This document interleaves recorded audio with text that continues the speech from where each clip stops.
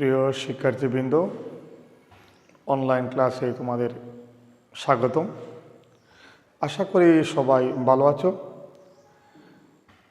আজকে আমি তোমাদের দশম শ্রেণীর পৌরনীতি ও নাগরিকতা বিষয়ে তৃতীয় অধ্যায়ের থেকে আলোচনা করব। তৃতীয় অধ্যায়ের আলোচনা শুরু করব আমি আইন সম্পর্কে। আইন বিষয় সম্পর্কে আমরা আলোচনা করব। তোমরা আজকে এই পাঠ থেকে কী শিখবে? আইন কি, আইনের বৈশিষ্ট্য, আইনের প্রকারভেদ এবং আইনের উৎস এবং নাগরিক জীবনে আইনের শাসনের সম্পর্কে আমরা জানব। ইনশাআল্লাহ আমি চেষ্টা করব তোমাদেরকে আইন সম্পর্কে কিছু ধারণা দেওয়ার জন্য। আমরা আইন কি আমরা আগে জানব। আমরা সবাই জানি রাষ্ট্রের প্রতিটি নাগরিক যাতে সুখ শান্তিতে বসবাস করতে পারে, স্বাধীনভাবে বসবাস করতে পারে, রাষ্ট্র সেজন্য আইন প্রণয়ন করেছে। একজন রাষ্ট্রের নাগরিক কিভাবে স্বাধীনভাবে বসবাস করতে পারে, এই জন্য রাষ্ট্র প্রদত্ত আইন আমাদের উপর ধার্য করা হয়েছে। আইন ছাড়া সমাজে সাম্য প্রতিষ্ঠা হতে পারে না, কখনো সম্ভব হয় না। আইনের শাসনের মূল কথা হচ্ছে আইনের দৃষ্টিতে আমরা সকলেই সমান। রাষ্ট্রের নাগরিক হিসেবে আমাদের সকলের আইনের বৈশিষ্ট্য, আইনের প্রকারভেদ ও আইনের উৎস এবং নাগরিক জীবনে আমরা আইন কিভাবে প্রয়োগ করতে পারি তা অবশ্য আমরা জানব।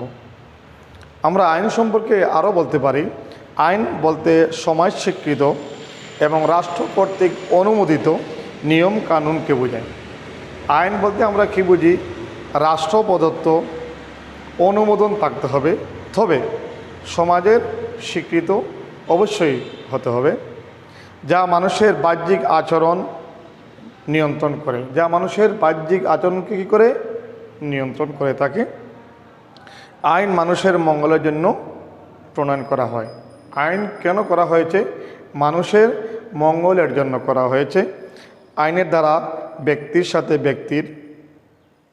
সাথে রাষ্ট্রের এবং রাষ্ট্রের সাথে রাষ্ট্রের সম্পর্ক নির্ধারণ করা হয়। রাষ্ট্র বা সার্বভৌম কোনো কর্তৃপক্ষ কর্তৃক আইন প্রণয়ন ও প্রয়োগ করা হয়। রাষ্ট্র বা সার্বভৌম কোনো কর্তৃপক্ষ কর্তৃক প্রণয়ন ও প্রয়োগ করা হয়। আইন ভঙ্গ করলে শাস্তির বিধান আছে। যদি কোনো মানুষ আইনকে ভঙ্গ করে তাহলে তার উপর শাস্তির বিধান আরোপ করা হয়েছে। আমরা এখন জানব আইনের বৈশিষ্ট্য।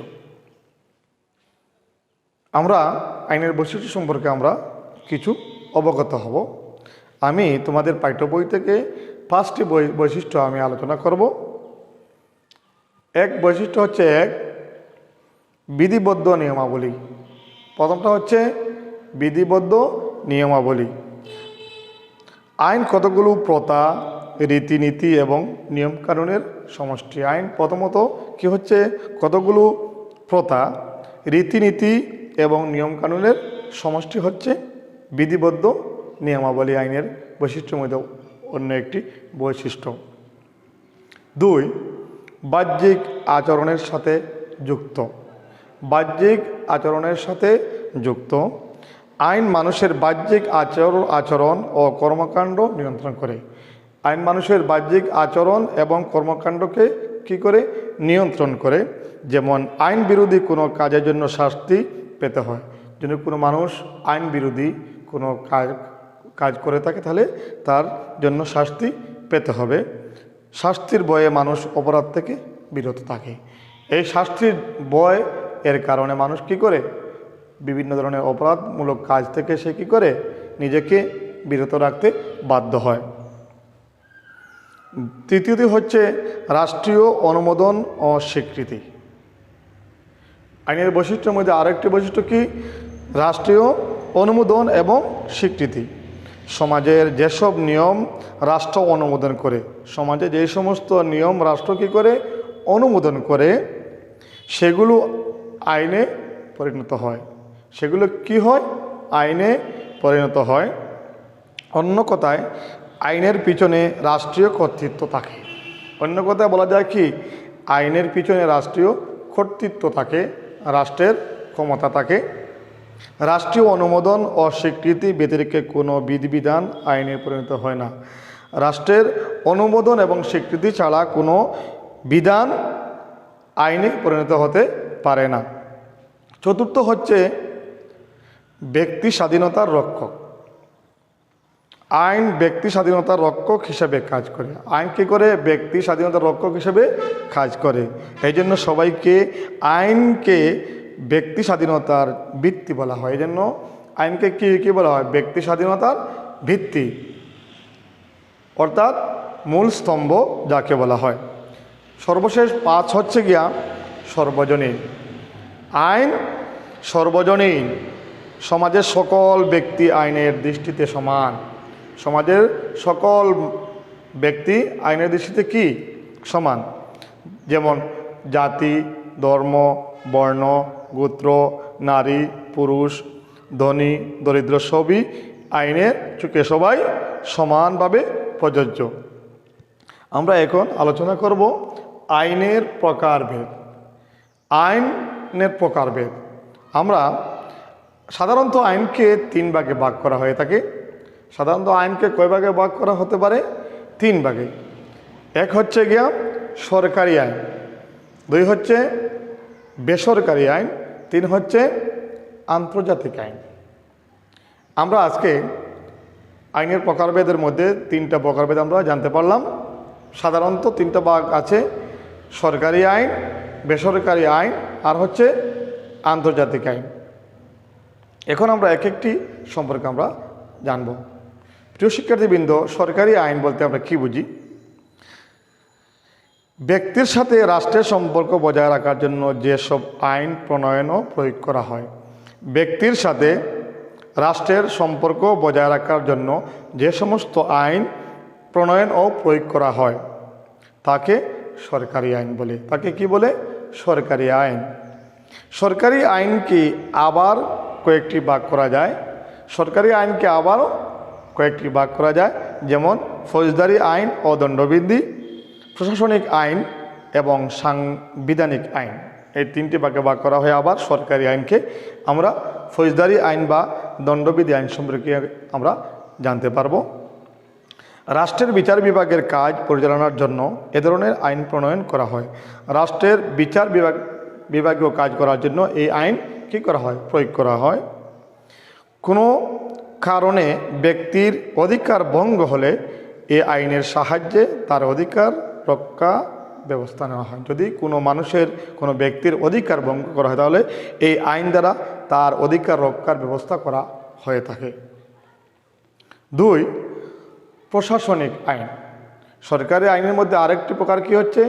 প্রশাসনিক আইন। রাষ্ট্রের শাসন বিভাগ এবং এর সাথে সংশ্লিষ্ট ব্যক্তিবর্গের কর্মকাণ্ড নিয়ন্ত্রণের জন্য এ ধরনের আইন প্রণয়ন করা হয়। রাষ্ট্রের শাসন বিভাগ এবং এর সাথে সংশ্লিষ্ট ব্যক্তিবর্গের কর্মকাণ্ড নিয়ন্ত্রণের জন্য এই ধরনের আইন প্রয়োগ করা হয়ে থাকে। এই আইনের মাধ্যমে বিভিন্ন প্রশাসনিক কাজ পরিচালিত হয়ে থাকে।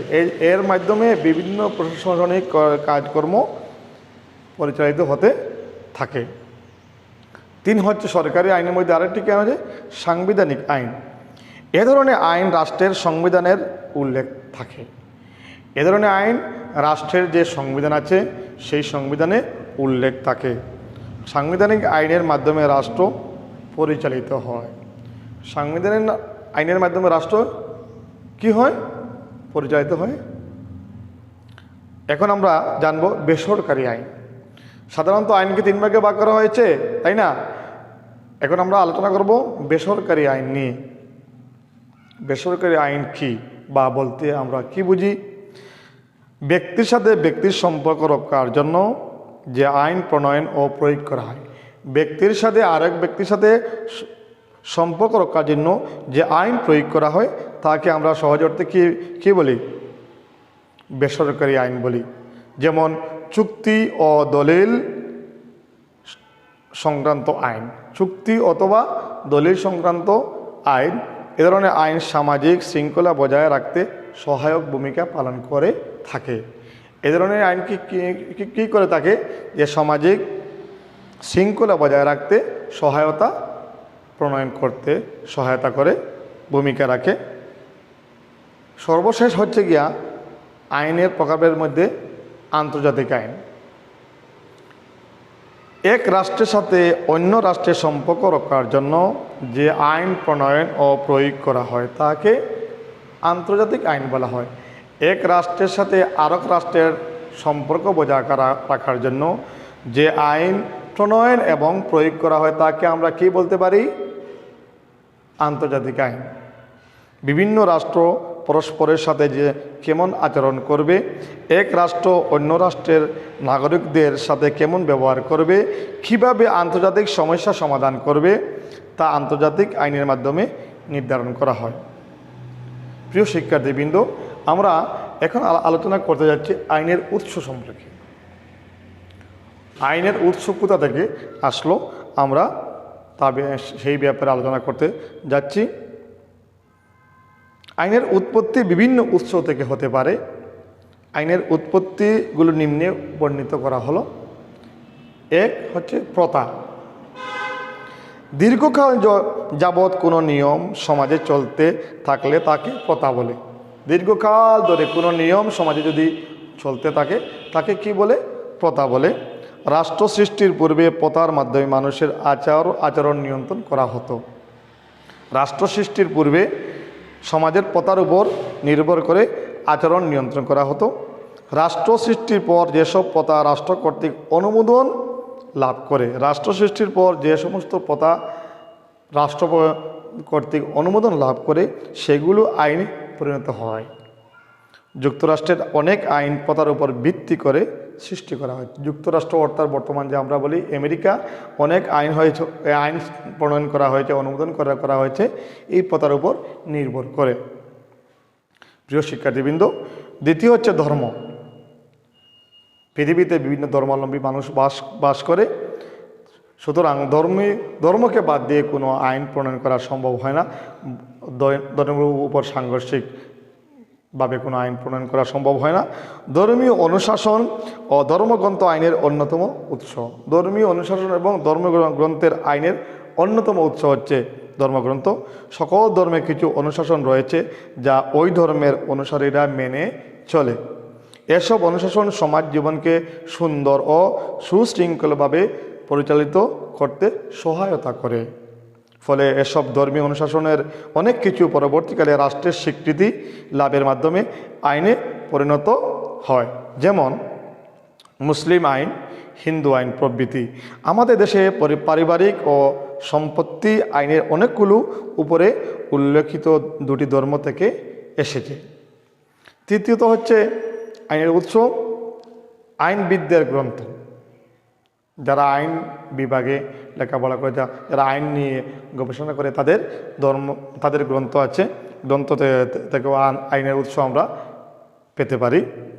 আমরা যখন গল্প, উপন্যাস কিংবা খবরের কাগজ পড়ি, কোনো শব্দের অর্থ বুঝতে সমস্যা হলে অভিধান ও বিশ্বকোষের সাহায্য নেই। ঠিক তেমনি বিচারকগণ কোনো মামলার বিচার কার্য সম্পাদন করতে গিয়ে আইন সংক্রান্ত কোনো সমস্যা পড়লে তা সমাধানের জন্য আইন বিশারদদের বিজ্ঞানসম্মত গ্রন্থের সাহায্য নিয়ে এসব আইন ব্যাখ্যা করেন, যা পরবর্তীকালে আইনে পরিণত হয়। যেমন অধ্যাপক ডাইসির ল অব দ্য কনস্টিটিউশন এবং ব্ল্যাকস্টোনের commentaries on the laws of England, উদাহরণস্বরূপ ওইগুলা বলা হয়েছে। 4 হচ্ছে আইনের উৎসের মধ্যে বিচারকের রায়। আদালতে উত্থাপিত মামলার বিচার করার জন্য প্রচলিত আইন অস্পষ্ট হলে বিচারকগণ তাদের প্রজ্ঞা ও তাদের বিচার বুদ্ধির উপর ভিত্তি করে ওই আইনের ব্যাখ্যা দেন। বিচারকগণ যখন কোনো মামলার বিচার কার্য সম্পাদন করেন, প্রচলিত আইন অস্পষ্ট হলে বিচারকগণ তাদের প্রজ্ঞা, তাদের বিচার বুদ্ধির উপর ভিত্তি করে ওই আইনের ব্যাখ্যা দেন এবং উক্ত মামলার রায় দেন। পরবর্তীকালে বিচারকগণ সেসব রায় অনুসরণ করে বিচার করে থাকেন। এভাবে বিচারকের রায় পরবর্তীকালে আইনে পরিণত হয়। সুতরাং বলা যায় বিচারকগণের রায় আইনের একটি গুরুত্বপূর্ণ উৎস। প্রিয় শিক্ষার্থীবৃন্দ, আরেকটি হচ্ছে গিয়া ন্যায়বোধ।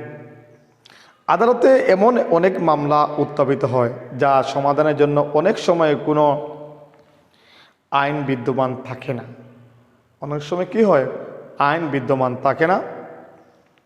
সে অবস্থায় বিচারকগণ তাদের ন্যায়বোধ বা বিবেক দ্বারা উক্ত মামলার বিচার সম্পাদন করেন এবং পরবর্তী সময়ে তা আইনে পরিণত হয়।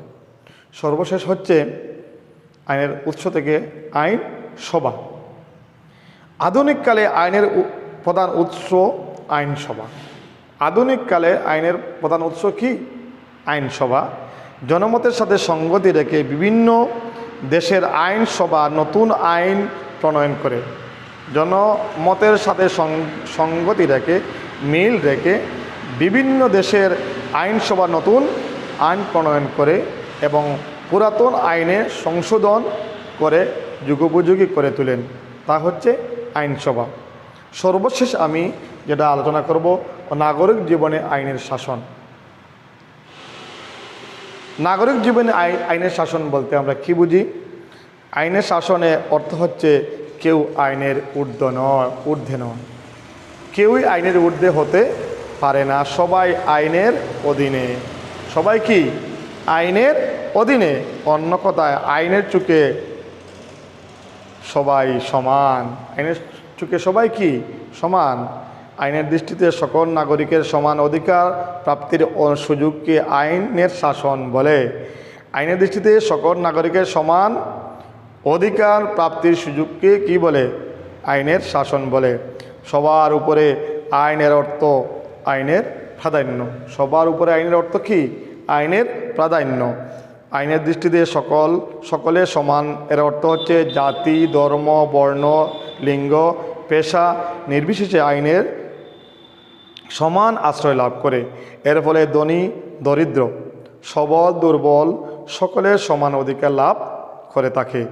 আইনের শাসনের প্রাধান্য থাকলে সরকার ক্ষমতার অপব্যবহার থেকে বিরত থাকবে এবং জনগণ আইনের বিধান মেনে চলবে। আইনের শাসনের গুরুত্ব অপরিসীম। আইন না থাকলে সমাজে অনাচার, অরাজকতা সৃষ্টি হয়। আইন না থাকলে কি হয়? সমাজে অরাজকতা, অনাচার সৃষ্টি হতে থাকে। আইনের শাসন অনুপস্থিত থাকলে নাগরিক স্বাধীনতা, গণতন্ত্র, সামাজিক মূল্যবোধ, সাম্য কিছুই থাকে না। সাম্য, স্বাধীনতা ও মৌলিক অধিকার প্রতিষ্ঠার জন্য আইনের শাসন অত্যাবশ্যক। আইনের শাসনের দ্বারা শাসক ও শাসিতের সুসম্পর্ক সৃষ্টি হয়। শাসক এবং শাসিতের কি হয়? সুসম্পর্ক সৃষ্টি হয়। সরকার স্থায়িত্ব লাভ করে এবং রাষ্ট্রে শান্তি প্রতিষ্ঠিত হয়। এর অভাবে অবিশ্বাস, আন্দোলন ও বিপ্লব অবশ্যম্ভাবী হয়ে ওঠে। আর বিশৃঙ্খলা, অশান্তি ও হানাহানি সমাজের শক্ত ভিতকে দুর্বল করে তোলে। সমাজে ধনী দরিদ্র, সবল দুর্বলের ভেদাভেদ প্রকট আকার ধারণ করে। সুতরাং সামাজিক সাম্য, নাগরিক অধিকার, গণতান্ত্রিক সমাজ ও স্থিতিশীল রাষ্ট্র ব্যবস্থার জন্য আইনের শাসন অপরিহার্য। আইনের শাসন একটি সভ্য সমাজের মানদণ্ড। প্রিয় শিক্ষার্থীবৃন্দ, আমরা আজকে কী কী আলোচনা করলাম? আইন কি, আইনের বৈশিষ্ট্য আলোচনা করলাম এবং কি বললাম, আইনের প্রকারভেদ, বিভিন্ন প্রকারভেদ আমরা জানতে পারলাম এবং সর্বশেষ বললাম আইনের উৎস এবং আইনের নাগরিক জীবনে আইনের শাসনের যে কী কী শাসন হতে পারে। এখন আমি সর্বশেষ তোমাদের হোমওয়ার্কটি আমি দিয়ে শেষ করতে যাচ্ছি। তোমরা একটু খেয়াল করবে। হোমওয়ার্ক হচ্ছে কি? জনগণের কেন আইন মেনে চলা উচিত? জনগণের কেন আইন মেনে চলা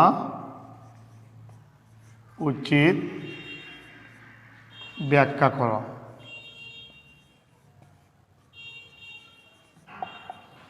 ধন্যবাদ সবাইকে, সবাই ভালো থাকো, আল্লাহ হাফিজ।